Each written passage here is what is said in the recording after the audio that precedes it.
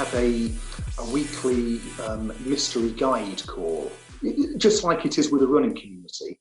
The visually impaired and guide community is quite a tight one. You know, I know runners and guides from all over the country.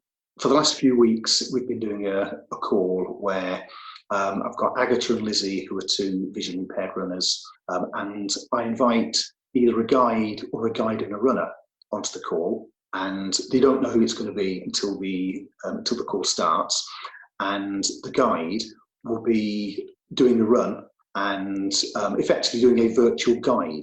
I've been around Daventry Country Park where I've been describing the route because both Agatha and Lizzie know that route, and we've had other people doing the same on other routes. Hi, my name is Michelle Lewis. 10 years ago, you'd have been lucky to see me run to the end of the road. These days, running is second nature to me. From marathons to parkruns to putting my own running group through their paces. You'll often see me in suitably loud attire, getting ready to pound the pavements. And here's a secret, if I can do it, you can too. There's so many wonderful and inspiring stories in the world of running.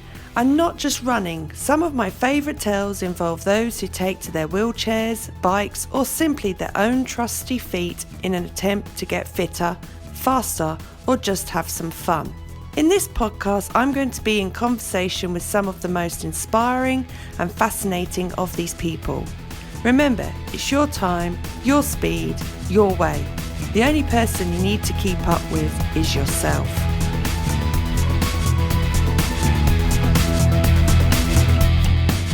Hi and welcome back to the Running Tales podcast. This week I have a fascinating conversation for you with Simon Elliott. He's a guide runner who has helped visually impaired runners complete everything from 5k park runs to marathons and even cross-country ultras. This is a conversation I really enjoyed, and if you did too, please do share the podcast wherever you can, and as ever, if you can give us a review or rating, that would be amazing. Prior to our chat, Simon isn't someone I'd met before, so I started off by asking him to tell me a little bit more about himself. I'm 53. I'm married with two boys, 17 and 19. So we've had a teenage boy out of lockdown over the last couple of months, which has been great. I'm an area mortgage manager for a bank, and I live in West Haddon in Northamptonshire. Are you a family of runners? My wife runs as well. She's more what she'd call a proper social runner, which means that she constantly talks on the runs. So sounds good. She's done a marathon, so we can't knock it. And she does little bits every now and again.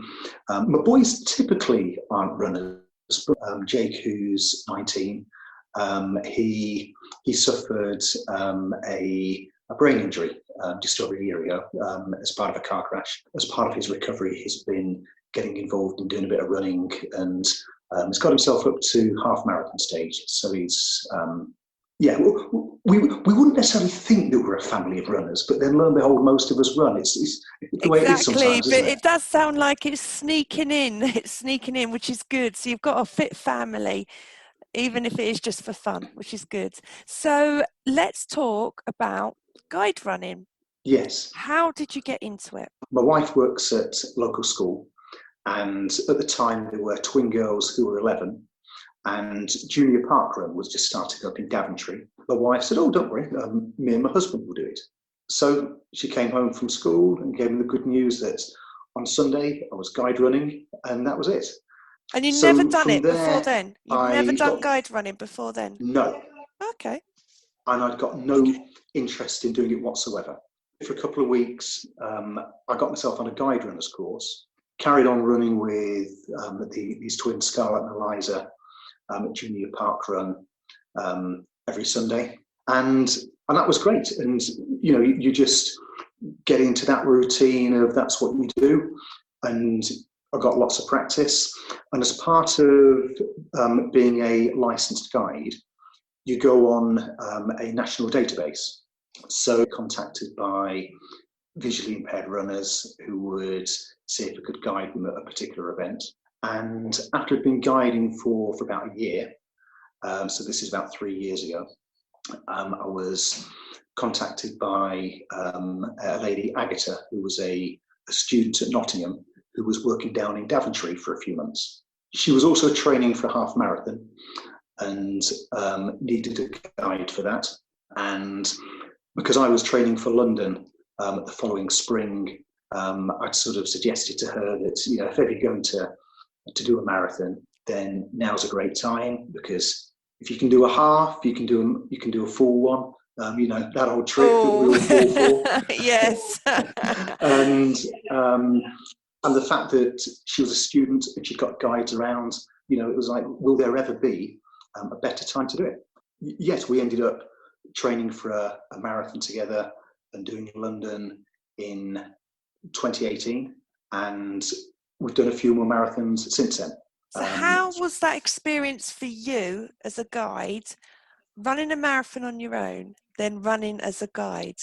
Yeah, it's very, very different. I've never felt pressure running a marathon, but the pressure that you feel as a guide is immense. And actually, as it was, I picked up an injury just before London, so it was touch and go on whether I was going to be able to run London, and I did finish, but we had another guide who helped us, and I let them go at, I think I lost something like 18 miles, where I said, look, you know, the injury's kicking in, so carry on.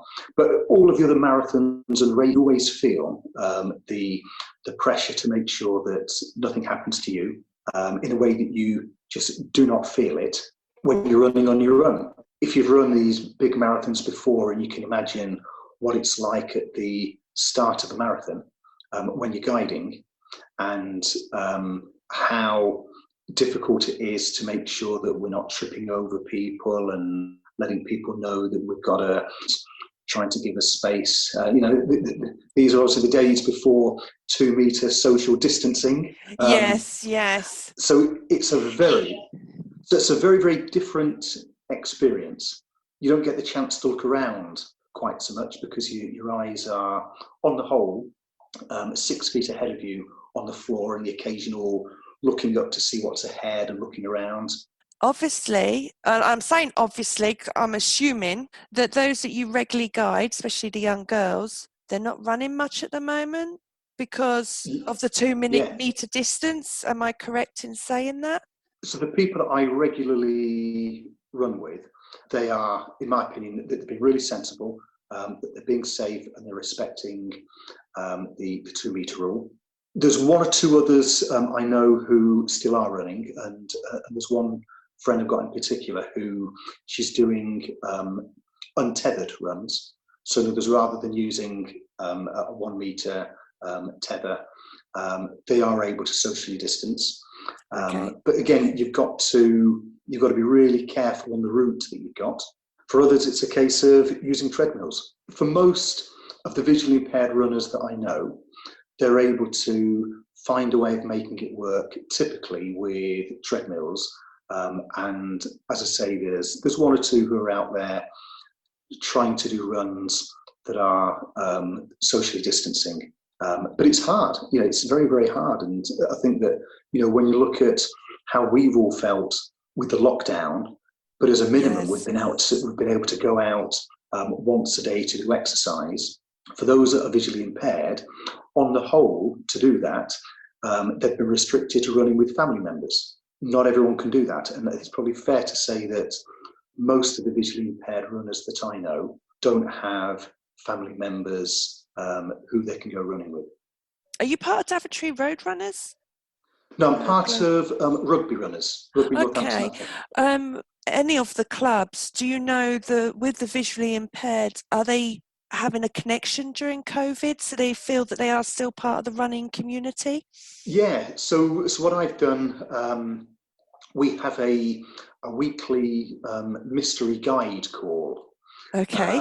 And just like it is with the running community, the visually impaired and guide community is quite a tight one. You know, I know runners and guides from all over the country.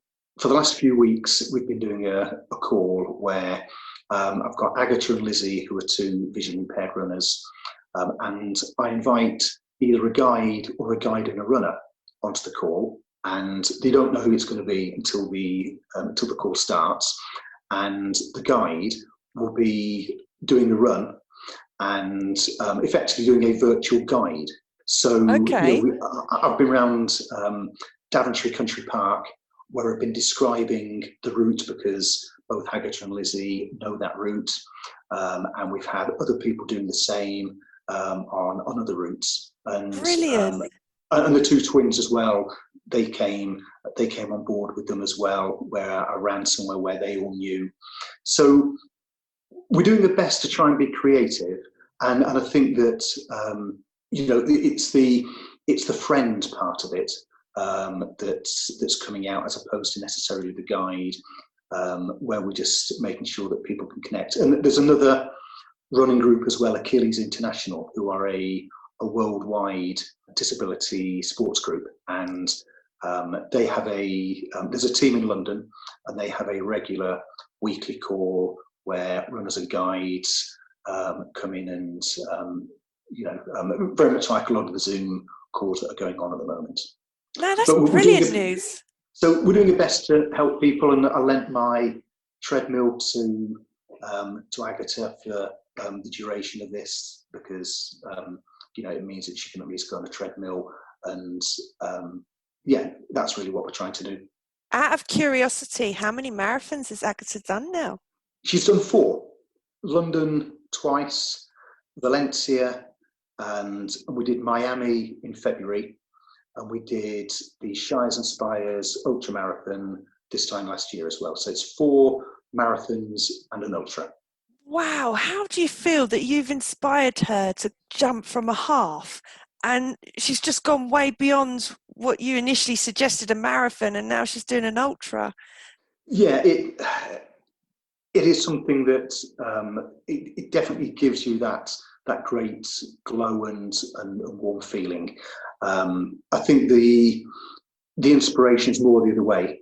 The inspiration that you get from running with all these people who overcome massive disabilities to be able to do what they do. And I think that when you look at the type of person who's going to overcome disabilities, barriers, etc., to do fantastic things, they typically are really great individuals, with bags of personality and bags of get up and go and real toughness. So all of the visually impaired runners that I've run with, they've got this fantastic thing about them where when you're in their presence, it's a great feeling. I have to ask you this. Is Agatha faster than you now? Or are you both the same pace? I have to ask. Be honest. She's not fast, no. So her marathon time, a marathon PB, is 5 hours and 27, I think. So wow, that's 5 hours. Brilliant. She's done a marathon. That was Valencia, and mine is 3:35. So she's got a bit of catching up to do. But there has definitely been some incidents where she'll look to outsprint me. So for people who know Brampton Valley Way and the long tunnels that are maybe quarter of a mile, old railway tunnels, a few times we've gone along there. When I've looked at what the fastest split that we've done has been through the tunnels, because she will go as fast as she can, because it makes no odds to her because she's blind, knowing that for me to run in a dark tunnel is really difficult.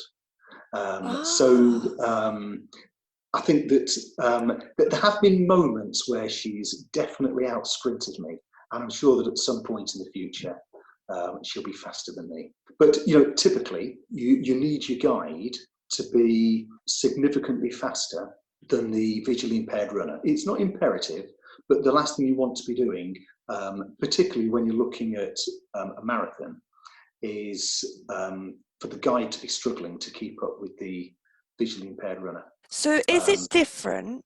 Because you said you've done 2 types of marathon. You've done the marathon, you did the Shires one. Yeah. The ultra. Yeah. They're completely different. One's road running, one's trail. Yeah.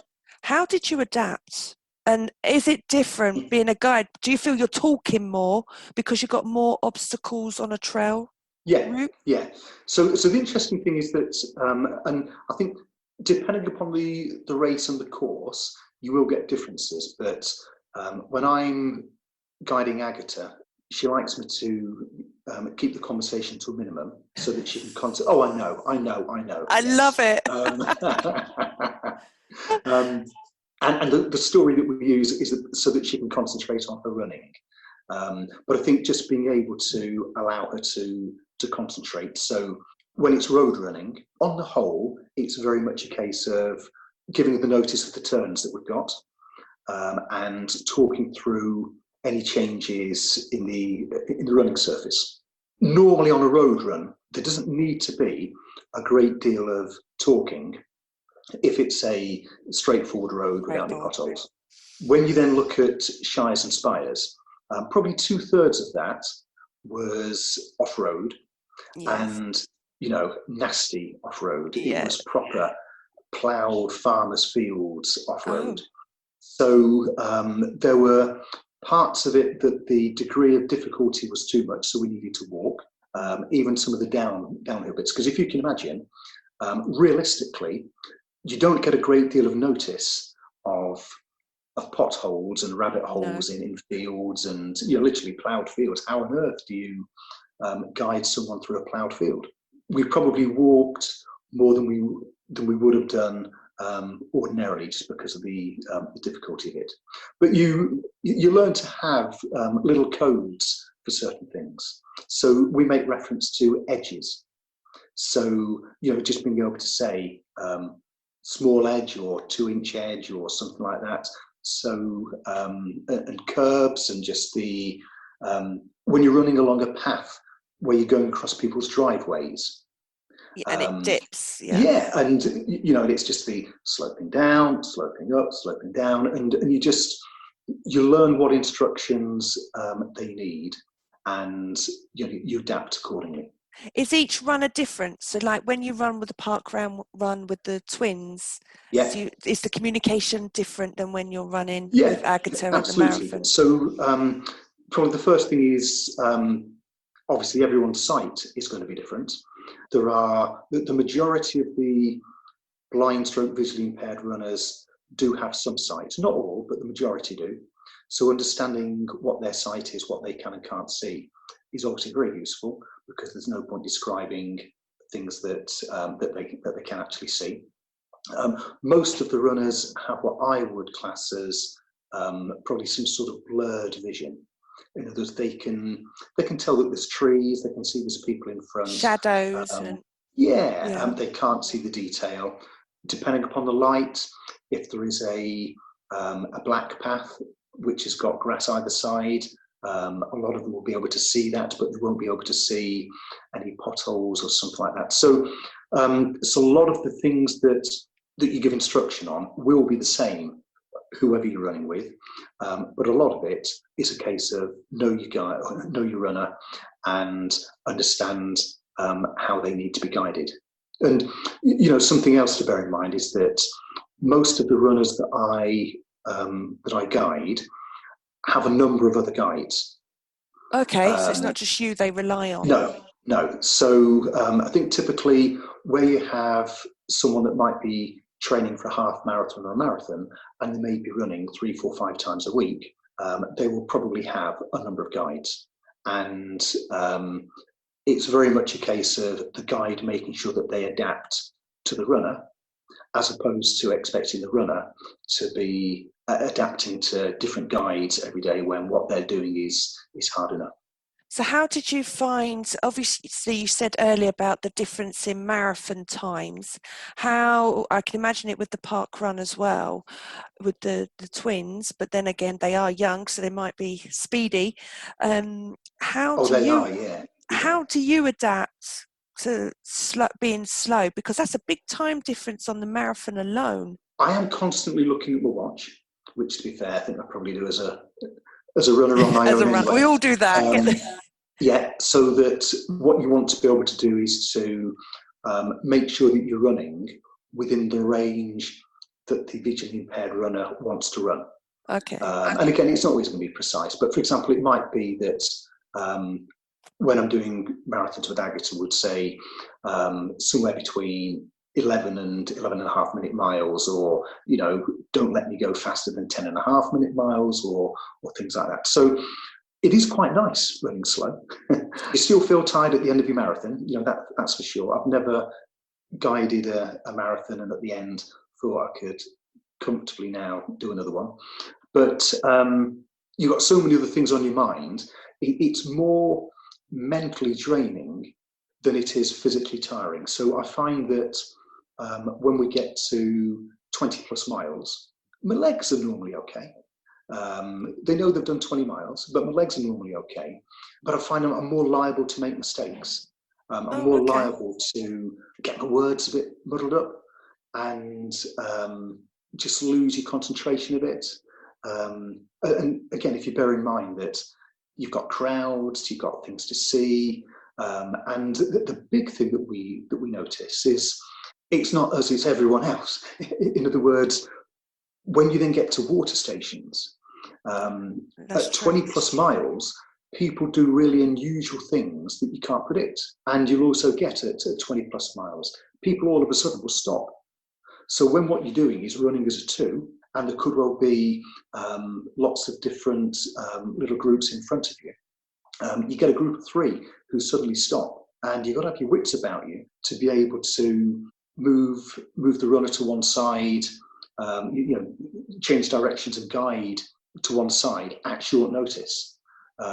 So it can be just mentally quite tiring and draining. I can imagine London being like that because it is mainly a charitable marathon. Yeah. Being honest, you would have done more than 26.2 miles at that marathon. I don't know anyone that does exact. So that would be a clear example. How do you cope? Because you're from the start, you're like that. You've got obstacles in your way. It's bad enough when you can see. So you get into a routine. I think my favourite guiding phrase is the old Chuckle Brothers, to me, to you, to you, to me. So rather than trying to necessarily tell the runner exactly what's ahead, which might spook them, they don't need to know what's ahead. They just might need be a to giant be able dinosaur to say, or the rhino, or washing machine on someone's back. But the urgent thing that they need to know is, what do you need me to do? Okay. So, for example, just doing to me, to me, to me, to me, and that's the way that I will be gradually moving us over to the left to be able to go past people, or to you, to you, to you, to you. If we gradually want to go to the right, that's typically the way that you'll manage those. And as I said before, you've got part of you is the looking what's 6 foot ahead on the floor. But then it's also the looking what's ahead from the point of view of turns and whether there's any big bollards and people that you need to move, so that, again, when it comes to water stations, that you've got your wits about you and we know what's coming up and we can react to anything that we need to. Would you say it's fair to say, being a guide, you learn as you carry on? Yeah, I think that the England Athletics course for guide runners, it's a really good one. Yeah, I've done it. I've done it as well. Yeah, great. So it's a good one, but it's very much like learning to drive.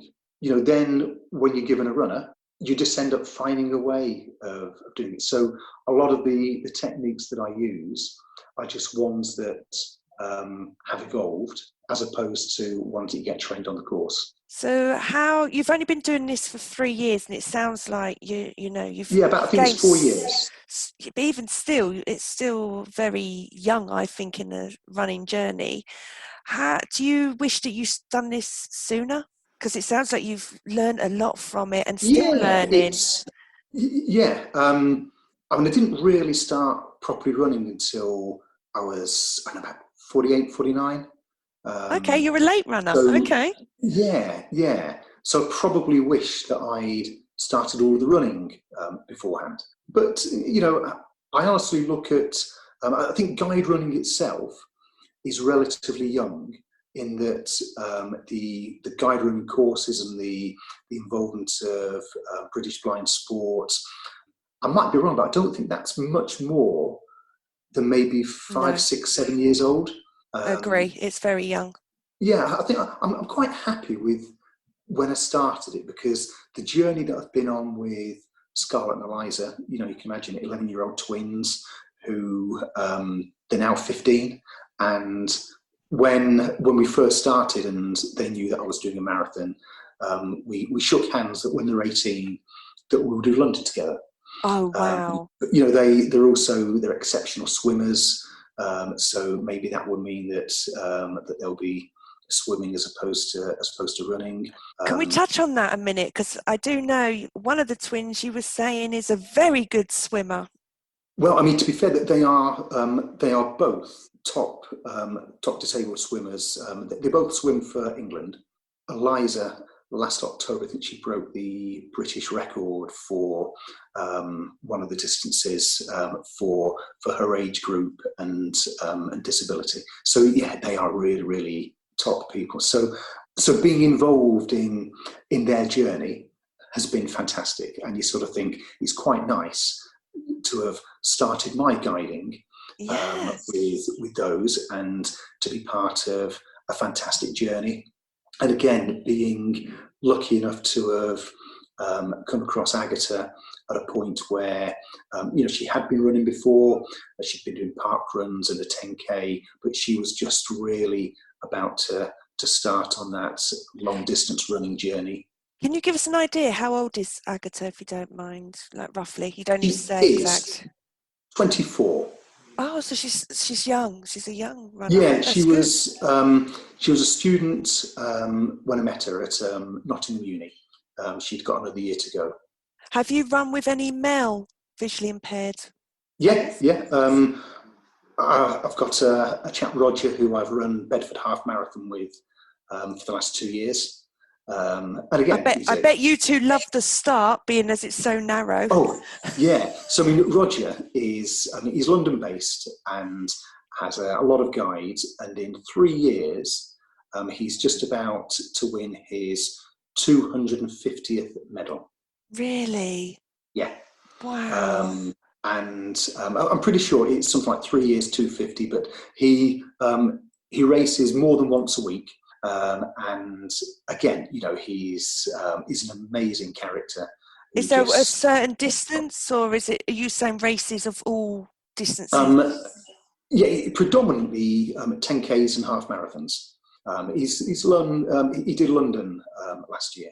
What do you think that Northamptonshire can do? I know Northampton Sport do focus on it, but there feels that there's not that much. At Northampton Parkrun, we have one that regularly attends, called Peter. He's a very late runner. He's about the same age as me, in his mid-40s, and he came in, if I remember, 2018, when he could see shadows, and then over the time he completely lost his eyesight.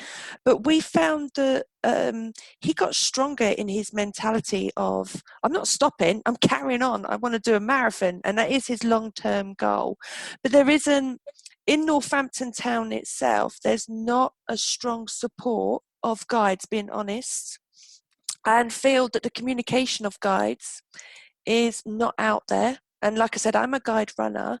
You said about the database, but unless the Olympics or there's a big thing going on in the UK, I don't get an email or hear anything.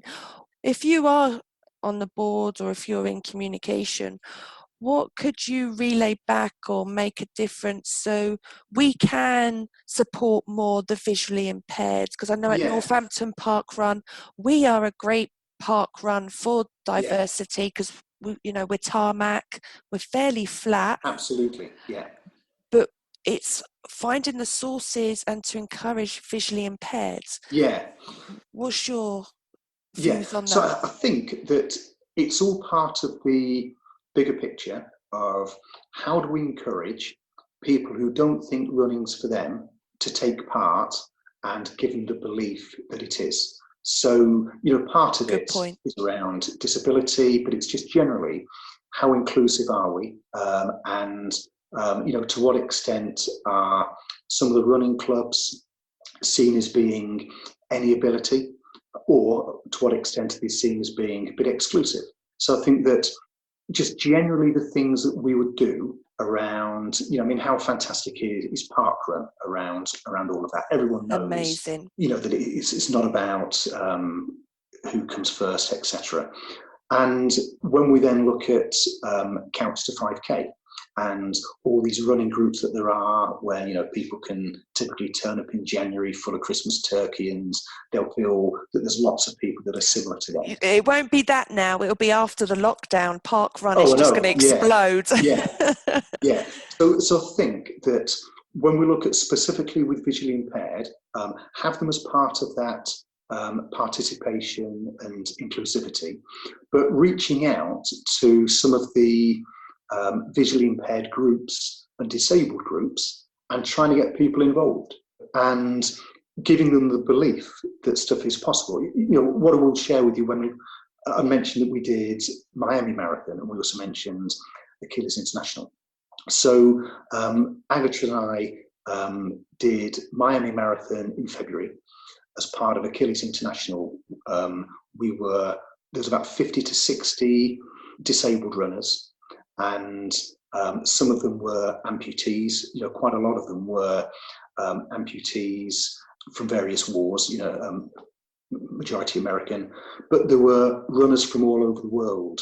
Just hearing some of those stories where the thing that got them involved were Achilles International or other people going along to these disabled groups and say, look, we appreciate you've just had the most horrendous time, you've lost your legs or whatever it is, but believe me, there is stuff you can still do and we can help you. So I think when you look at local level, if there are guides who are qualified but don't have anyone to run with, then to what extent can we reach out to some of these groups, give them the belief and the support to be able to do it. Now, Northamptonshire Sport do a day typically in Northampton every year where it's have a go at various different types of sport. But there's nothing to stop us approaching local groups. So that would be the thing that we could do.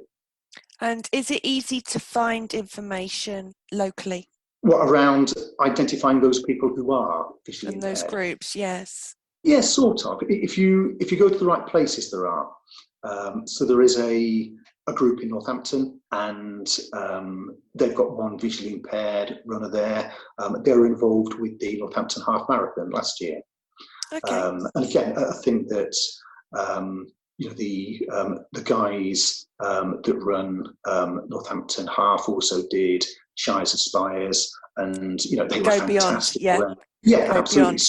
Beyond, so groups like them are fantastic at proactively trying to do stuff, but it needs running clubs and parkruns to do that as well. Yeah, I'm working with Go Beyond at the moment. I'm their champion to try and get wheelchair races. Yeah, so for their Northampton 6 mile race. We was hoping to do it this year, but the chances are not good. Yeah, so it is around just reaching out to some of these groups where, if you think about who they might be, it's not that hard. It's not that hard to do it. What about, and we'll end on this, what advice would you give for a runner or fast walker who wants to become a guide? Have a go at doing it. So if there is the opportunity to become a guide with a fellow guide, then do it. One of the things that they can do, if they really wanted to, because the courses that are run are typically once a year, and let's face it, they're not happening this year. No. If they go on to Find a Guide site, literally type in Find a Guide, it's a British Blind Sport England Athletics thing. If they type in their own postcode, then it will bring up all of the guides that are in the vicinity, and there's nothing to stop them contacting those guides to be able to say that I'd like to be able to get involved, kind of come along and just see what it's about. And it could well be that the majority of those guides say, yeah, we'd love to, but currently we're not running with anyone. But what I did last year was to train 4 or 5 people from Daventry road runners. And I think that once you're a guide, it's quite easy to be able to train others ahead of people going on the British Blind Sport and the England Athletics course. Well, thank you for that, Simon. Thank you. I've learned a lot. Thanks to Simon for joining me and for giving such amazing advice. Anyone who knows me will know how important I think it is to encourage diversity within running groups and events, and Simon is someone who embodies that. I really admire how he has helped visually impaired runners to reach their goals, and I would echo his words by encouraging anyone else who feels like they would like to give being a guide a go to do so. Let me know what you thought of our chat. We're on Facebook and Instagram as Step Forward with Lewis, and Twitter at 4wood with Lewis, 4 being the number 4. That's it for today. Be sure to join me next week on the Running Tales podcast.